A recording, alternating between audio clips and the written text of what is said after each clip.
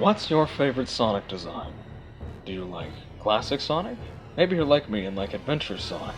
Or perhaps you like something a bit more modern, like movie Sonic. There are many Sonics to choose from, but I feel as though one hasn't gotten the love and appreciation that it deserves. After all, it was the design that made Sonic a household name in the West. That's right, I am talking about the Greg Martin Sonic design. But first, let's talk about the backstory. In the early 1990s, SEGA wanted to have a mascot that could rival the likes of Mario, as we all probably know by now. So, when Sonic was going to be marketed in the West, SEGA hired the late illustrator Greg Martin. They wanted to make Sonic look more Looney Tunes and Western cartoon-esque to have a more Western appeal. And the result was the Greg Martin Sonic that we all know and love. Or do we?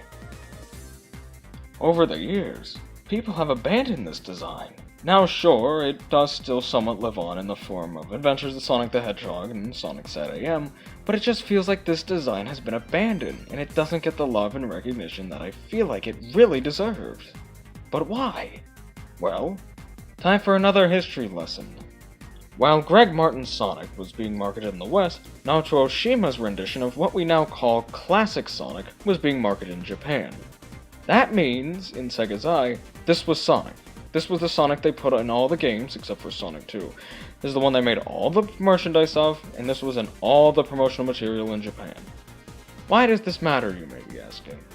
Well, it matters because of what happens years later. And by years, I mean decades.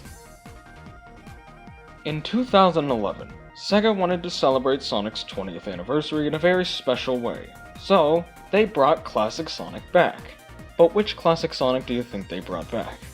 Greg Martin's Sonic with his mohawk spikes and more Looney Tunes-esque look? Or do you think they brought back Oshima's Classic Sonic? Yep, they brought back Oshima's Classic Sonic, but with a few changes. This is what I like to call modern Classic Sonic, as he's a lighter shade of blue, he's much rounder, he's much stubbier.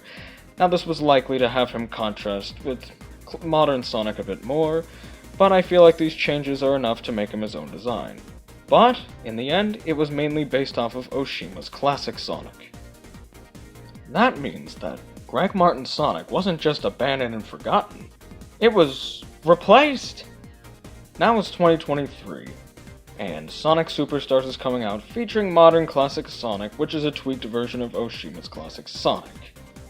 And Greg Martin's Sonic hasn't been seen anywhere.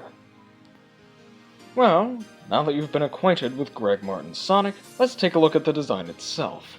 This design is notable for a few key things. His spikes are more like a mohawk, he's much rounder, looking a bit more like modern Classic Sonic, he's a much darker blue, and he's always doing the signature Sonic smirk. And I've always liked this design, as he looks exactly like what SEGA wanted him to look like. SEGA wanted a very cocky mascot with an attitude who meant business. And yeah, sure, Classic Sonic can look cocky and serious at times, but this guy just screams edgy with an attitude, which is what Sonic was at the time. I don't think Sonic would have been as successful in the western part of the world if he had used regular Classic Sonic's design. As, well, the western design appealed more to the western audience. This just really brings out who Sonic was back in the day, and it's a real shame that this design has been abandoned. But, Sonic isn't the only one to have a Greg Martin design. There are others too. Here's the Greg Martin Tails. Now, he's pretty well known and recognizable. This version of Tails has an almost brown color and has some cartoony elements. But other than that, I'd say Tails looks pretty much the same. But here's one that's a bit less talked about, Robotnik. Now, Robotnik had a few revisions. In his first incarnation, it made it look like he had a great big beard, but it was later changed to his iconic mustache. This is actually the only Greg Martin designed character who existed at the time that wasn't used in Adventures of Sonic the Hedgehog or Sonic SEGA. I don't know why this was done, as Greg Martin Robotnik is severely underrated, as in my opinion he looks evil, menacing, and like a real threat. Unlike the very cartoony and laughable looking Adventures of Sonic the Hedgehog design. Then there's Knuckles, but at this point, SEGA was starting to phase out the Greg Martin designs of characters, so Greg Martin Knuckles didn't appear in too much. Due to that, he's often overlooked. But the thing that stands out the most about him is just how well he blended into the cartooniness. There's nothing, he's kinda like Tails. Nothing really jumps out at you that says, this is Western Knuckles, other than the style itself. The key elements of the character are completely unaltered. So, that was the story of Sonic's most underrated design. What was once the face of Sonic the Hedgehog and SEGA themselves, now buried to the sands of time. I do really hope that these designs come back in some way. I mean, Sonic Superstars is proof that SEGA's going to be making more classic Sonic games.